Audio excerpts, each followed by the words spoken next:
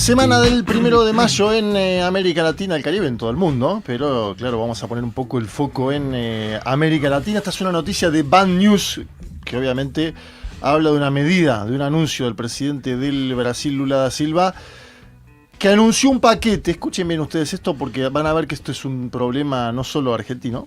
Un paquete para bajar endeudamientos, ¿sí?, en tarjeta de crédito, endeudamientos de la gente, la deuda de la población, con descuentos de entre el 30% y en algunos casos el 90%, pero empezando con el 30%, y el uso del fondo de garantía de tiempo de servicio, que es la plata que las y los trabajadores brasileños pusieron durante todo su trabajo.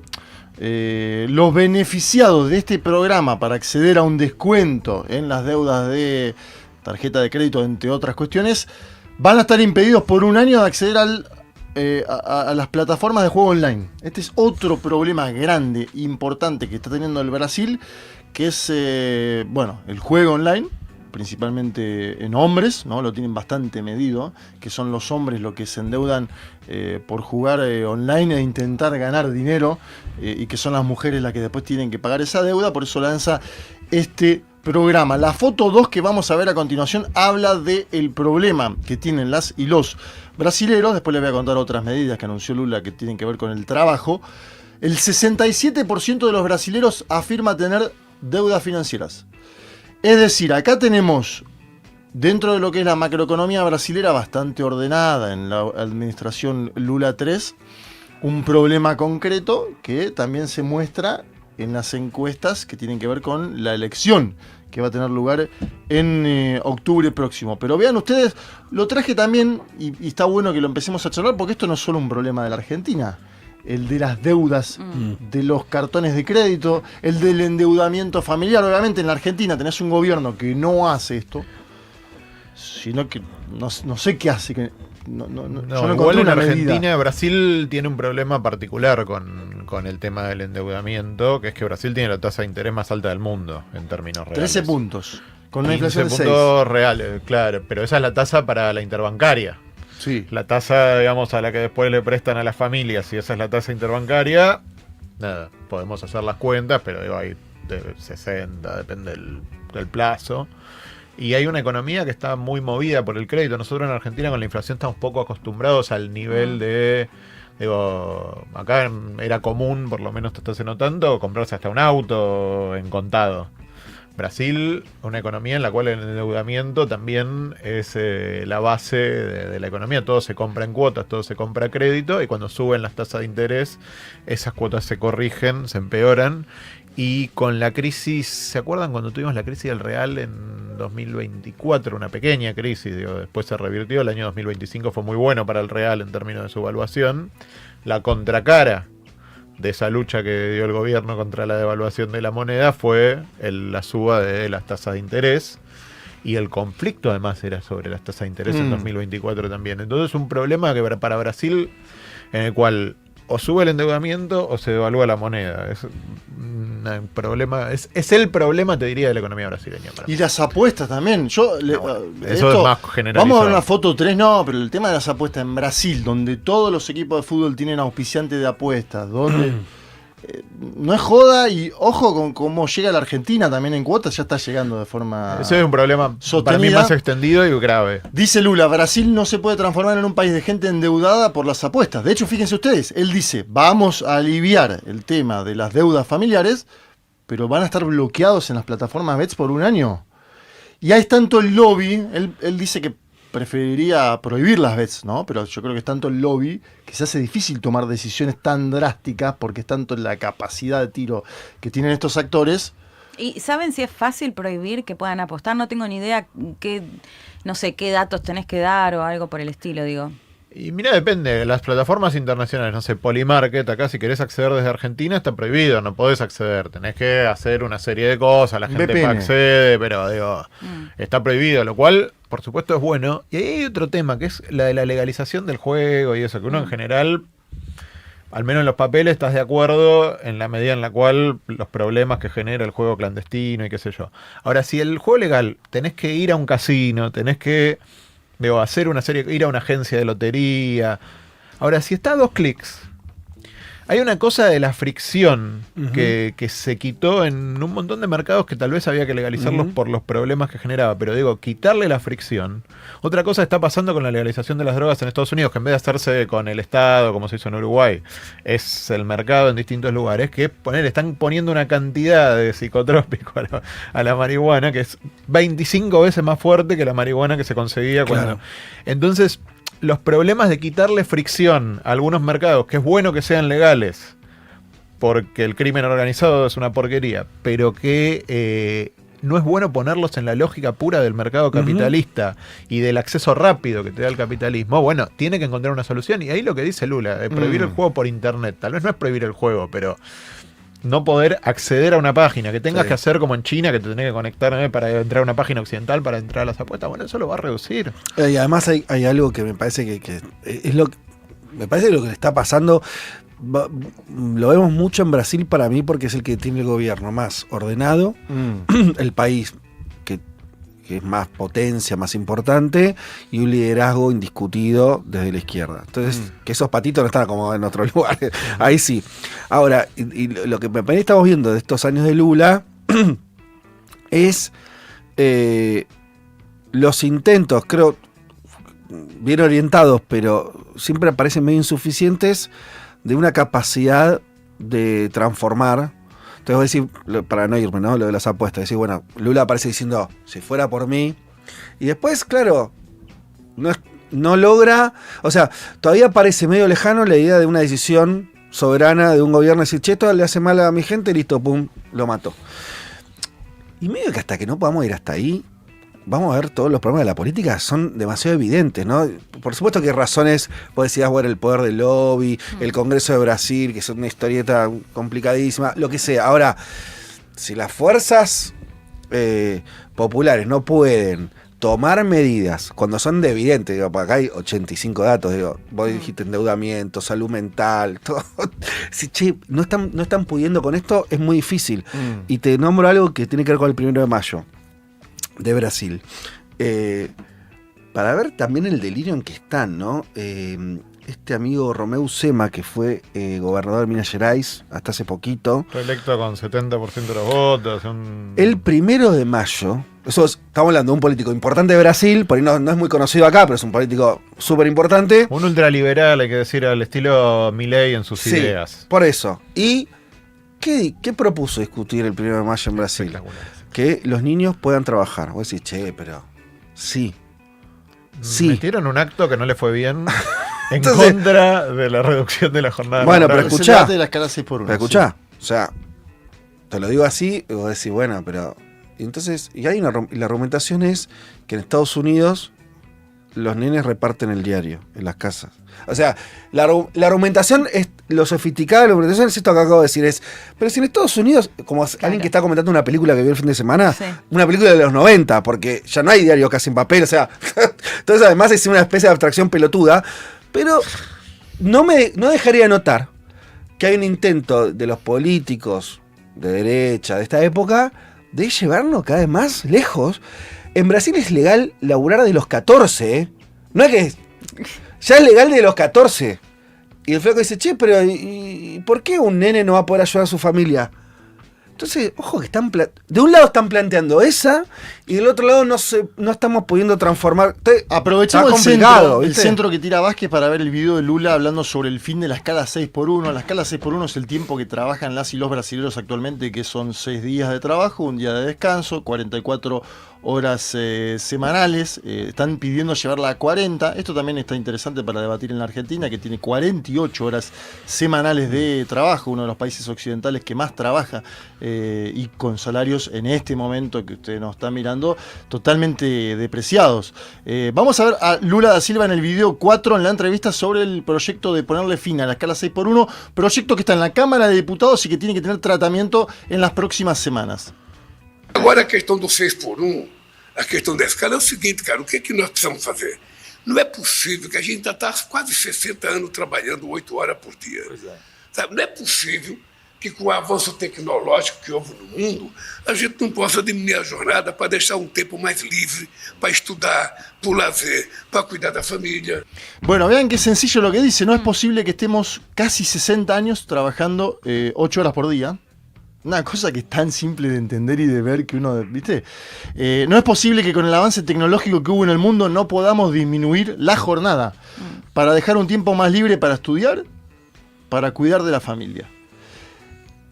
A veces es tan simple el tema, ¿no? Contarlo. Obviamente después ahí tenés fuerzas. Vos decías el caso de Sema, el presidente del partido Republicanos, que es un pastor, el partido ese es el partido del gobernador del estado de San Pablo, también salió a decir, no, pero si los trabajadores tienen un día más, se van a dedicar al ocio, ¿no? La cuestión típica. Y está bien que se dediquen al ocio también. Digo, es necesario el ocio. Sí, yo digo cómo se ve de los dos lados del mostrador, porque Lula dice, cada vez que avanzamos en Brasil en alguna conquista, del otro lado dijeron, esto va a quebrar el Brasil económicamente. Con el aguinaldo, con la abolición de la esclavitud, con todas estoy diciendo con la abolición de la esclavitud, Lula dice... Brasil literalmente eso lo saben, digo, el emperador sacó la ley áurea, se liberaron la esclavitud, se terminó el imperio y empezó la república. Esa es la historia de ese país. Sí, sí. No, yo vuelvo con eso de hay un diagnóstico. A mí me parece que están yendo incluso también todo el encuentro de los líderes progresistas en Barcelona. A mí me parece que se está avanzando en un diagnóstico que en un momento después va a haber que pasar a la acción. Entonces, una vez que decís, che, el problema son los ultra ricos, bueno, de momento está bien. Primero es un avance porque hasta hace unos años eso no aparecía tan en la agenda. Ahora aparece, bueno, y ahora es el turno después de tener que hacer algo. Actuar. Claro, después vas a tener que lograr. Ahora, digo lo mismo con las apuestas y con todo eso. O con el tema de la discusión, como decís, bueno, siempre se discute al final lo mismo, que es tiempo. En el programa que terminamos recién, se habló mucho de eso. Bueno, es tan agresivo lo que está habiendo en términos de protección laboral, cantidad de horas de trabajo que la gente tiene que hacer, sea en un laburo, en 3 o en 5, que de vuelta los intereses parecen ser medio los mismos. O sea, por eso, hoy la experiencia de alguien que trabaja se parece cada vez más a la de otro laburante, por más que sea en un rubro distinto, por más que sea en blanco, en negro o en gris. Tenés que laburar un montón por un salario que alcanza poco. Lo decía una de las dirigentes sindicales, la de CONADU, decía, bueno, antes por un profesor universitario se sentía de una manera bastante distinta a un obrero metalúrgico.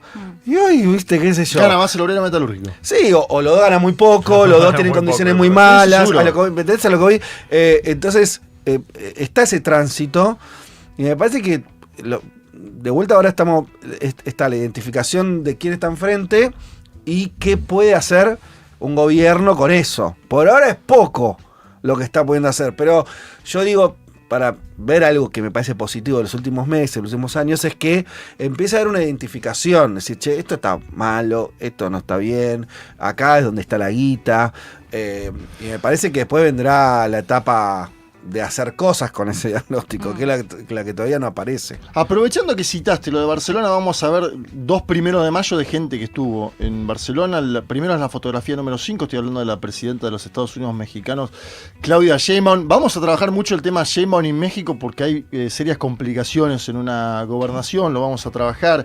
El caso Sinaloa, nos vamos a meter eso a fondo en el programa, no lo quiero adelantar demasiado. Pero sobre el 1 de mayo dijo Sheinbaum que este también es el otro punto grande, el tema de cuánta guita cobran las y los trabajadores. Sheinbaum dijo, porque en un punto es bastante básico, es lo material, es el tiempo y el salario. Y el salario, que es la guita que cobras. Las y los trabajadores de México han vivido, dice Sheinbaum, con los gobiernos de la transformación, la primavera, así le llaman, la primavera en el mundo laboral. Y destaca, escuchen ustedes la cifra. Weinfeld siempre me decía que no diga cifras, pero a mí me gusta decir 154. En radio. Claro, viste que queda medio inentendible. Sí. 154% subió en los últimos 8 años el salario mínimo en México. Que esto es algo que aparte vos lo ves en México cuando vas a hablar con un diariero. Ajá. Te das cuenta que mejoró su condición laboral, que tiene más capacidad de compra. El salario mínimo... Con una inflación, no sé en cuánto está, pero No, pero bastante baja. más controlada. Sí. El salario mínimo en México... Hablando, comparado siempre con nosotros, ¿no? Sí, el salario mínimo en México compra o está camino a comprar 2 canastas básicas. Ajá. ¿Sí? 2 cestas básicas. En la Argentina, el salario mínimo no compra ni un Ni tercio una. de una, Sí. ni un tercio de una canasta básica. 300.000, un palo. Digo como para ponerle gráfico y contundencia a la situación. Me parece que acá hay un avance, obviamente, con los problemas que tiene un país donde Con una informalidad muy alta también. eso en términos del trabajo y en términos sociales con una estructura. Sí, una desigualdad tremenda, sí. Vamos al flyer de Petro, vean esto. Petro, gobierno colombiano, le estamos prestando poca atención, pero vamos a ir cada vez más. Hoy viene Santiago Toffoli, gran colega, a hablarnos de la situación de Colombia. Ya está acá, ya están los ¿Cuánto estudios. falta para las Ah, sí. elecciones en Colombia? Es este mes. el 31 de mayo. Un mes. Iván nada. Cepeda Un mes. encabeza, entiendo que todos los sondeos. Sí. Es un mes, tenemos el candidato de Petro, Iván Cepeda. Vi una encuesta en el que le daba está en balotaje en la mayoría de las encuestas, no en todas, de la Espriela. Vi una encuesta que lo daba en empate técnico. Estoy muy preocupado por mi futuro en la profesión. Bueno, si de la Espriela es candidato ¿Por qué? ¿Cómo a era? segunda vuelta y No. gana la elección, si de la Espriela gana la elección, Shapiro deja el periodismo internacional. No. Eso es lo que O sea, No, dijiste. Yapi, nunca Me tenés que parece, jugarte. voy. Pero lo dijiste acá al aire. Lo dije al aire, Igual, bien. no será la primera vez que alguien incumple una promesa de ese tipo. ¿no? O que deja la profesión. Claro. Bueno, Claro. si el Tigre de la Espriela gana, No, ya me está Yapi- haciendo incumplir. Así Yo que hay me varios, retiro. acá que lo odian y lo detestan a Yapi, que ponen en los comentarios. Me imagino que Pero van hay a hacer la muchos que lo campaña, quieren también. van a hacer la campaña del Tigre ahora, Tiger, ¿no? al Tiger de las Se viene primeras. la campaña del Tigre. ¿Por qué suponías que no podía ser ganador nunca? No digo que no supongo que no pueda ser ganador. Digo que, viste que hay niveles de degradación. Como Sí. nos acostumbramos a que Bolsonaro puede ser Sí. presidente, nos acostumbramos a que Milei puede ser presidente, Sí. Porque este nos es peor. acostumbramos a que Trump puede ser presidente. Bueno, No, vi pero vos el viste la primer foto, spot los de la spots. Espriela. No lo vi. No es peor, es igual, pero vi el spot y dije yo no quiero convivir con esto. Digo, Bien, me bajo. me bajo, no Hasta quiero acá convivir llego con sería. esto, claro. Digo, Este flyer nos muestra, obviamente fue ayer, hubo una movilización grande, pero el hombre está apuntando a la constituyente. ¿Eh? Yo no sé cómo sale esto. En Chile salió mal la constituyente. El último intento venezolano también naufragó. Hicieron una constituyente para que no haya el parlamento. Bueno, pues yo te digo las últimas veces que Sí. vi constituyente en América Sí, Latina. Te estoy sí, contando el sí. mapa. Te lo metí ahí. No, Evo la quiso- de Chile es un buen ejemplo de qué no hacer igual. Claro. Sin conducción política no es el caso de Petro. No salió por izquierda, no salió por No. derecha, no salió esa Claro, constituyente. Esta, vamos a ver, están juntando Qué firmas. difícil explicar lo que pasó en Chile igual. Sí, muy difícil. Y quiero ahora sí, ya el tema Cuba, que lo chateábamos un poco con Fede ayer, Sí. ¿no? La amenaza de Trump a Cuba, hubo una Impresionante. movilización grande ayer, nuevamente, ¿no? El 1 de mayo, anteayer, hoy estamos en 3. Sí, hoy estamos en 3. Anteayer, viernes. Movilización grande en La Habana, así lo anunciaba la Una televisión. tradición. Es Sí. que siempre es el día que más mueven. Creo que incluso superan, Sí. me parece, a la del 1 de enero, que es su fecha Sí. fundacional de la He revolución. estado en la del 1 de mayo en Cuba, además de, no sé, Ah, supongo ¿no que sí. ¿tuviste un 1 de mayo en Sí, Cuba? como a las 5 o 6 de la mañana A concentran las 5 por el de la calor, mañana, porque después claro. hace tanto calor que no se Claro. puede estar, pero sí, muy, muy masiva. Hablaban del centenario de Fidel que se cumple este año y también obviamente del incremento del bloqueo energético a la isla. Solo un barco llegó petrolero, ¿no? Están sobreviviendo con ese barco, se espera que llegue otro, pero esto es una novedad también, la supervivencia de un pueblo y con un Trump que dijo inminente. Puedo tomar el control eso de es lo que Cuba hablamos. casi de inmediato, dijo. Pero eso además lo dijo hace muy Sí, poquitos ya había días. dicho algo parecido. Y antes No, había dicho algo parecido Ya sé, también. pero digo, El viernes volvió a fue. decir. Claro, se había enfriado y volvió. Eso, Ah. eso es lo que quería reponer, porque lo viene diciendo, pero corregime, no sé si tenés ahí la cita exacta de Trump, Juanma, pero la idea era, bueno, ahora que no tengo que utilizar los buques de guerra en Medio Oriente, ahora como si hubiera terminado la guerra, bueno, en medio de toda la Él construcción le del avisó al chabón. Congreso que ya está, ¿eh? Claro, por eso, entonces redirecciono los barcos hacia Cuba. Que era una hipótesis que mucha gente daba. No sé si está hablando del Gerald Ford, alguno de los portaaviones más importantes que tiene. Que son los que estuvieron aparte en Venezuela el Claro. año pasado. Este año empezó con la captura, el secuestro de Nicolás Maduro el 3 de enero. Hasta el 3 de enero estaban todos esos bichos que hoy están en Medio Oriente, Sí. en el Mar Caribe. Sí, uno de los portaaviones Sí, y el varios portaaviones. destructores. Muchos analistas dijeron en las últimas semanas que si a Trump le iba mal en Irán, como parece haber leído hasta hoy, Yo ahí digo, cuando Iba Trump a está bu- diciendo algo, nosotros nos corrimos de ahí, pero por lo menos como Dale. nota al pie. El petróleo está en su No, punto no, más sí, alto claro. desde el 120 conflicto. dólares, ¿no? Y Trump dijo, vamos a ver, que está preparado para sostener el bloqueo. Digo, ¿se acuerdan que nos burlamos un poco de, Sí. che, está bloqueando Hormuz igual que los iraníes? El bloqueo, Irán parece razonablemente preocupado por ese Sí. bloqueo. Mm. Y digo, el precio del petróleo internacional, ahí hay una crisis que se está gestando que no parece tener solución. Sí. Todos Sí. dicen Volvamos que todavía estamos, o sea, dos cosas. Uno, que el desacomodo respecto del suministro es mayor al que hubo en el 73, que fue el momento donde se modificó la economía global. Sí, la O crisis sea, del petróleo. todo este chiste del neoliberalismo arranca en ese año. Sí, o sea, eso es cierto. toda esta porquería de los últimos 50 años que estamos viviendo arrancó ahí.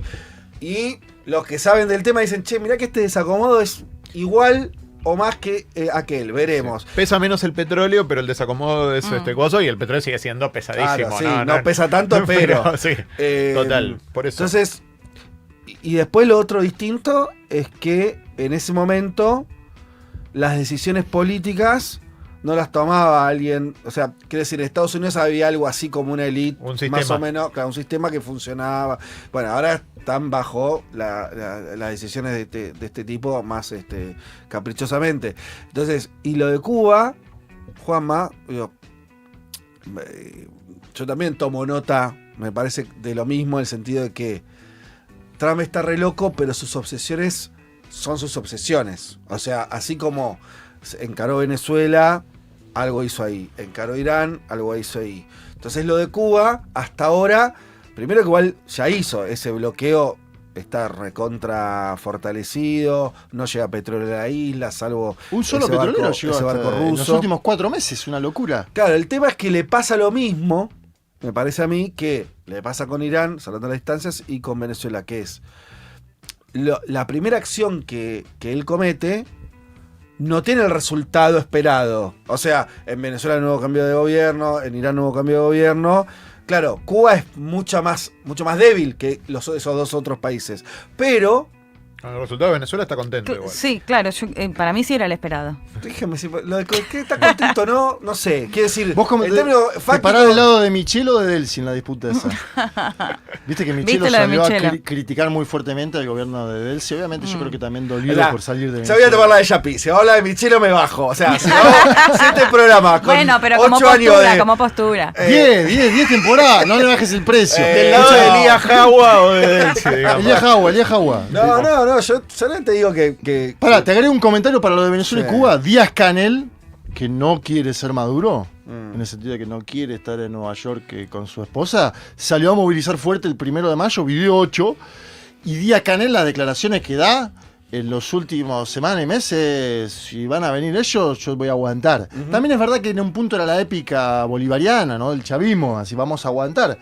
Delcy yo creo que tomó otra decisión en ese momento, después dirá el tiempo, ¿no? Si Delcy acertó o no. Esto es el tiempo el que dirá. No, hay una diferencia brutal para mí con Cuba y Venezuela.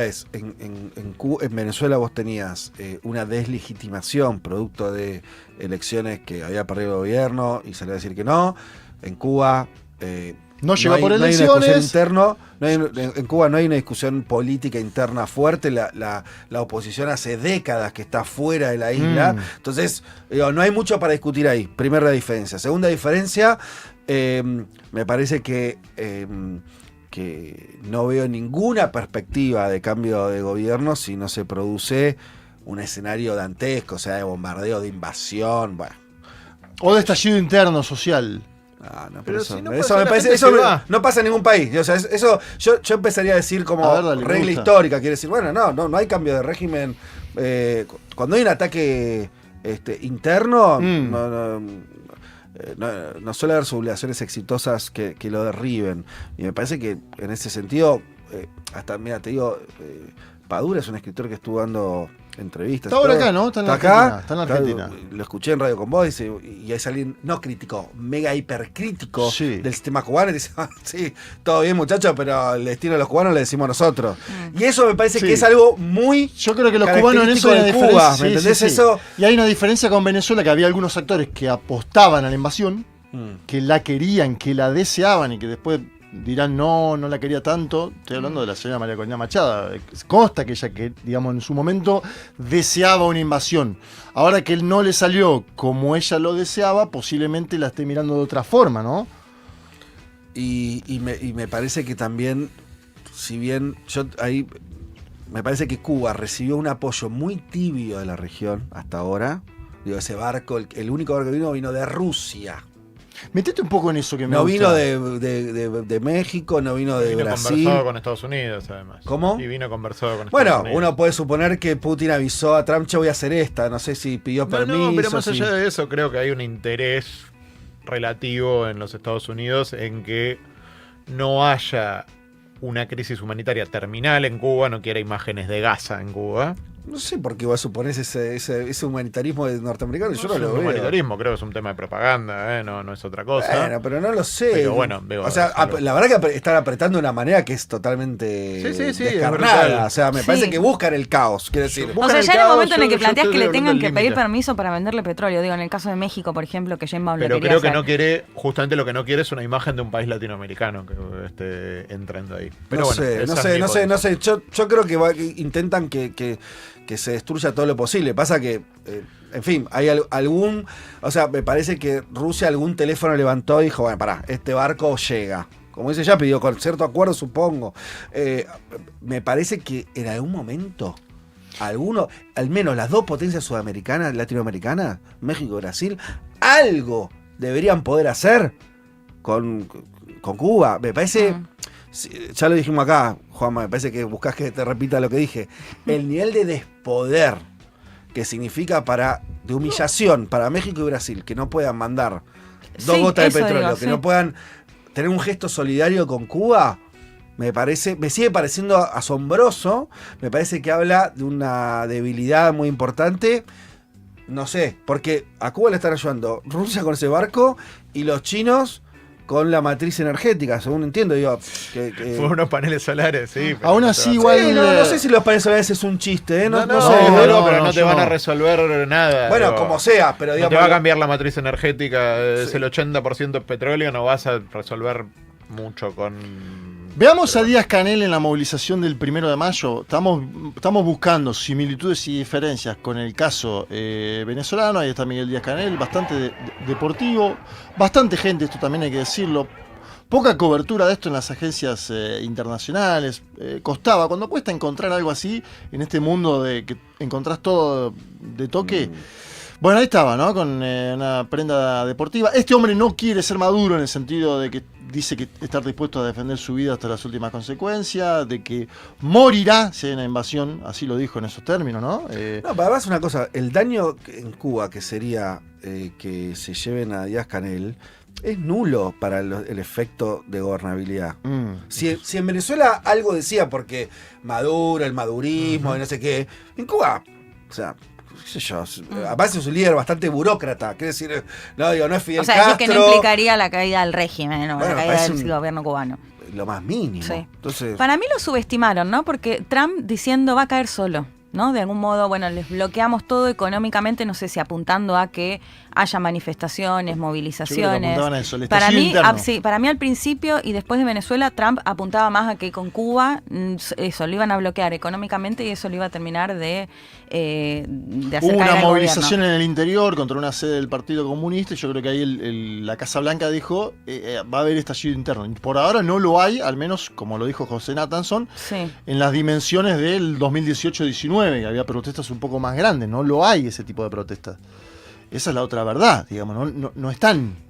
Entonces, si vos no tenés ese tipo de protesta, que Fede decía, mucha parte de la Sí. oposición al gobierno está Están en muy el exterior. golpeados también los cubanos, ¿no? ¿Seguro? Digo, en todo este contexto, más allá de las explicaciones que se pasan a diario horas y horas sin luz, digo, Seguro. situaciones que ya vienen viviendo. 12 horas Sí. sin luz en ciudades Cuba importantes. había perdido el 10% de su población entre la pandemia y el comienzo de este bloqueo petrolero. Digo, no va a haber un levantamiento interno, de hecho, para mí eso contribuye también a esa narrativa. Lo que hacen los cubanos hace años cuando es irse afuera y en todo caso armar cosas afuera, ¿no? Yo veo un país con muchas dificultades, pero no entrega sus dificultades la lógica de gobierno. Honestamente, me cuesta pensar. Y lo otro que me interesaría ver es esto, que es, vieron que se rompió el consenso adentro de Estados Unidos de su política exterior. Eso fue toda una novedad. Es otra cosa que lega a Trump. Después de esto, o sea, por lo menos ahora, por primera vez no hay consenso sobre la política exterior. Segunda novedad, no hay consenso sobre Israel. Una gran novedad. O sea, no estaban de acuerdo los demócratas y republicanos, era apoyar al Estado de Israel. No more. Y con disidencias que uno no puede imaginar. O sea, el nivel en que están discutiendo Israel, mamita querida. Entonces, me imagino, puede ser que no haya más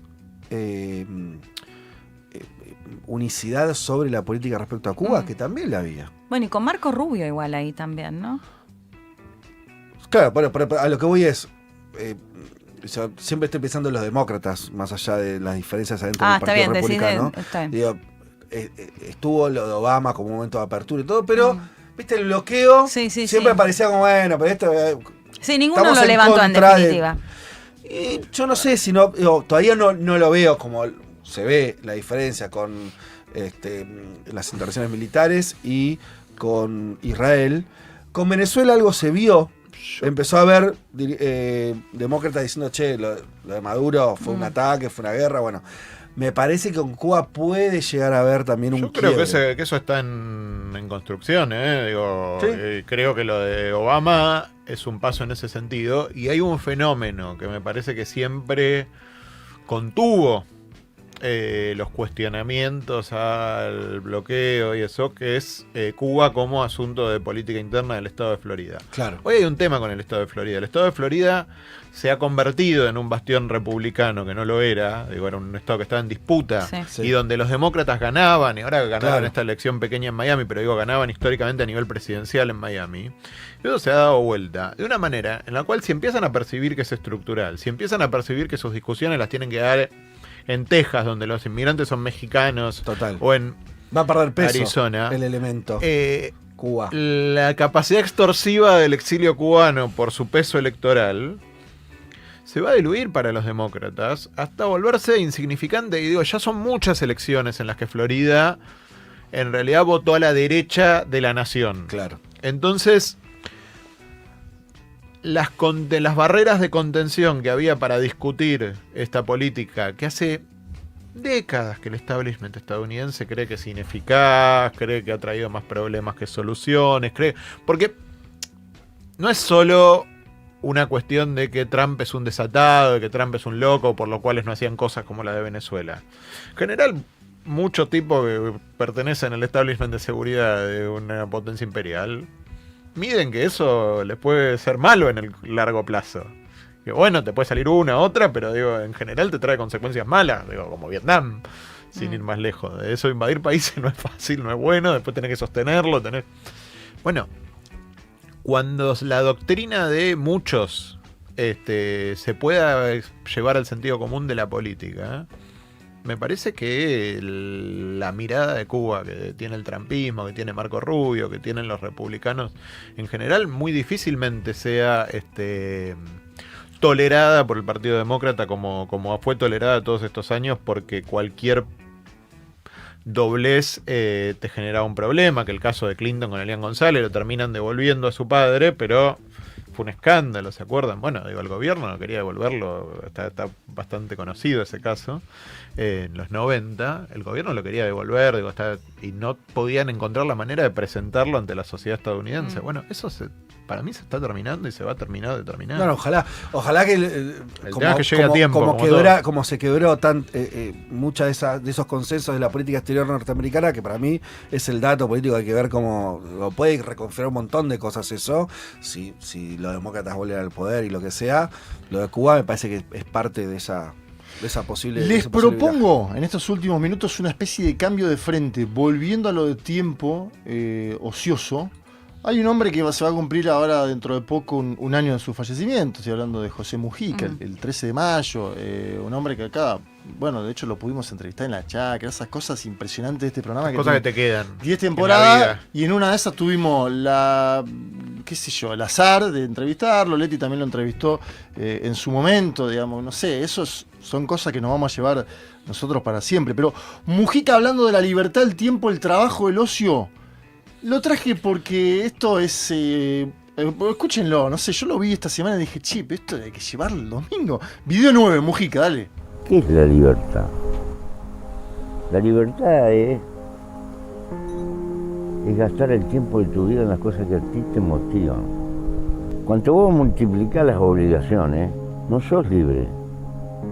Estás esclavizado. La aventura más importante es el amor. Tener tiempo para con los hijos, para con la familia. Tener tiempo al pedo para con los amigos. Es decir, el culto de los afectos. Porque los seres humanos somos profundamente afectivos. Pero eso no da rédito. No hay tiempo para eso. Yo no quiero que a mi hijo le falte nada. Pero le faltás vos, pelotudo, que te vas de madrugada y nunca tenés 2 horas para dedicarle a tu gurí y caminar con él, al pedo. El gurí precisa juguete, comer. Sí, pero lo que más precisa es, biológicamente, cariño, porque es un mamífero. Bueno, Ay, no, tremendo. lo vi en la semana y dije esto, viste, porque aparte está la discusión del tiempo, la escala 6x1, 5x2, cuánto trabajamos, Argentina trabajando todo el mundo 255.000 horas, y a veces también es tan simple, ¿no? Y después me crucé con otra imagen, que es la del video 10, que es Lucía Topolansky, la compañera de vida histórica de Pepe, que fue al acto del 1 de mayo. Creo que lo tenemos, vamos a ver a Lucía llegando. Esto también es parte del legado de Mujica, del legado de una fuerza política, el Frente Amplio, que ahora está en el gobierno, que además está lanzando el Frente Amplio Te Escucha desde el gobierno, una experiencia que hay que prestarle atención. Muy interesante eso. Hay que prestarle atención porque la hicieron siendo opositores, y es el Frente Amplio Te Escucha, no es el Frente Amplio Te Baja Línea. Sí. Toco el timbre. Sí. Sí. Que fue una estrategia, Sí. o sea, fue una estrategia de reconstrucción. Cuando pierden el gobierno, Sí. después de 15 años en el poder, pierden el gobierno con la calle Pou y el Frente como reacciona con Después esa, de un año. esa caminata. Sí. Me dijeron un año de duelo. Sí. Un año de duelo, fíjate qué buena frase, un año de duelo, que un año de duelo es siempre, si se te muere un familiar es un año de duelo. Y después tocar timbre y escuchar a las y los uruguayos. ¿Qué hicimos mal? Y ahora, pero pará, desde el gobierno es más novedoso todavía. Sí, sí. Decirle que estamos haciendo mal. Pero algo tan simple como eso, es increíble. O sea, digo, escuchar cuáles son las principales demandas de la sociedad. No, veremos que sale de ahí. Debería ser el ABC de la política, Sí. pero a veces la política Pero está la política está tan ajena a la situación sí, está cotidiana. tan entusiasmada en sí. las ideas de la Sí. política, ¿no? Sí, a Siempre mí me pensando en modo electoral. Sí. Yo veo eso de Mujica y de vuelta, yo lo noto en ciertos debates que empieza a ver que hay como una nueva simplificación, lo digo en el buen sentido. A ver. Y esto lo decíamos al principio del programa con lo de Lula. Al final viste, che, bueno, que no se te haya la guita en apuestas pelotudas. Sí. O sea, volvemos a una conversación, para mí está bien eso, como una conversación un poco más simple. Ahora, el problema de esa simpleza es que en algún momento eso se va a traspapelar en acciones que también tienen que ser más o menos simples. O sea, ¿quién te está sacando el tiempo? ¿Quién El te está haciendo trabajo. ¿quién te está haciendo sí, no, está bien, pero el trabajo Sí, es una sí, atracción. sí, ¿Quién te está haciendo que vos tengas que tener mucho trabajo para llegar? Bueno, ¿Quiénes esa son Bueno, es una pero cosa hay ahí. algo que insistía siempre Pepe. Tiene que venir por lo cultural también. Digo, uno que de pronto capaz que tiene hijos y tampoco haces consciente que en el día a día le querés comprar cosas y no te das cuenta que no estás vos. Digo, que es lo más importante. Y siento que eso de pronto nos olvidamos. Me acuerdo que Pepe también nos decía, ahora las parejas, la salida de las parejas es ir a un shopping a ver vidrieras, ¿no? Como cuestionándolo. Y de pronto, digo, te encontrás en esas situaciones sin hacerlas conscientes. O sea, como que ahí también falta esa parte cultural de que estamos en una sociedad que va de la mano del éxito, lo material, y hacia allá vamos, digo, sin cuestionarnos demasiado, que de pronto las cosas más importantes son estas simples. Poder compartir con tu familia, con tus hijos, con las personas que quieras, estar de gusto, tirarte en la cama y mirar no sé, lo que te dé ganas de hacer.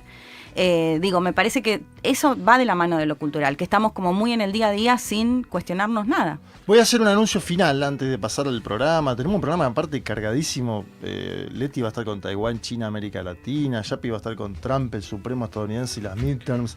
Tenemos de todo un poco. Puso cara, traigo dije, un candidato, tengo un candidato para traerles. ¿Un candidato? Un Presidencial. Un candidato a senador de Texas. Demócrata. Demócrata, sí, por supuesto. Sí, no les traigo Tigre de las Priela en versión yankee. No, Me gusta. Uno para hacernos enojar. Anda voy a buscando tratar- CV, decía estoy por trayendo ahí, gente Yapi. Estoy trayendo gente para no enojarnos, para ver si hay El algo que ganó nos la entusiasma. interna demócrata en Texas. ese. Exactamente. Seminarista, estudiante. Sí, católico. Evangelista, Evangelista. pero protestante, pero sí, cristiano. Ok. Pero les traigo para la Feria del Libro, bueno, va a haber muchas cosas en la Feria del Libro, entre ellos el festejo de esta emisora. Después lo tengo para anunciar con bombo y platillo. Ahora le vamos a Vos, anunciar. lo gracioso es que vos todavía no sabés lo que vas a hacer y yo sí. Pero no llegamos a hablarlo. Bueno, yo sé que una de las cosas que voy a hacer en la Feria del Libro es esta que le voy a contar a continuación y que va a estar con el doctor Federico Vázquez. Epa. Es la presentación del libro Lula de la cárcel a la presidencia en el stand de Brasil, ni más ni menos. Apa. Qué bien. En Muy el stand de bueno. Brasil. ¿Usted va a estar?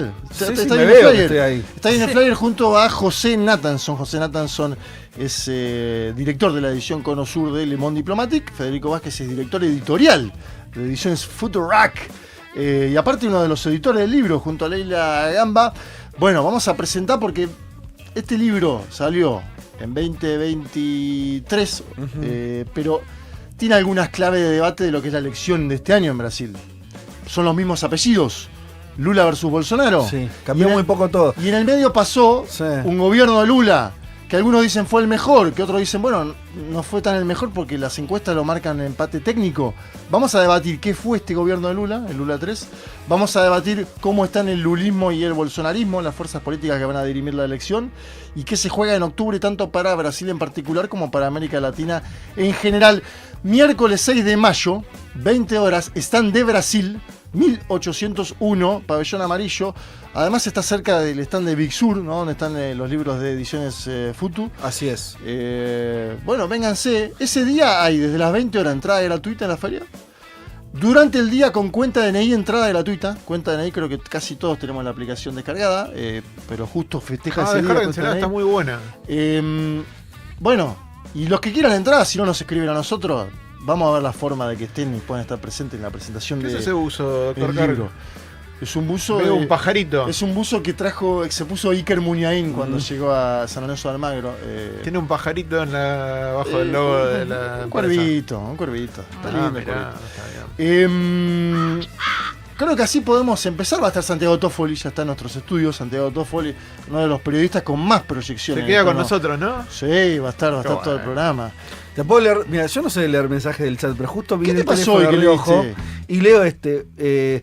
Este fin de fui a una presentación en la Feria del Libro, compré libros, con tarjeta obvio, y fui a ver teatro y me renovó completamente las ganas de vivir, totalmente Leti, a favor de ese cambio cultural Sí. que vos hablabas, y alguien desde Uruguay que dice, estoy leyendo uno random, así que no le voy a dar una entidad más que un mensaje, una opinión sobre lo que hablamos, decía, el Frente Escucha actual es más para defender al gobierno que para escuchar. Los votantes del FA están muy enojados y desilusionados con el rumbo mediocre Bueno. del gobierno. No, pero lo leo porque Está es un bien. sentimiento medio generalizado Sí, esta sí. cosa de... A la vez a mí me hubiera gustado en el gobierno anterior, del Frente de Todos, que después tenemos matices, lecturas sobre qué pasó, que hubieran escuchado un poco más, ¿no? Sí. Que hubiera existido un partido justicialista, te escucha, lo que Sí, sea. sí.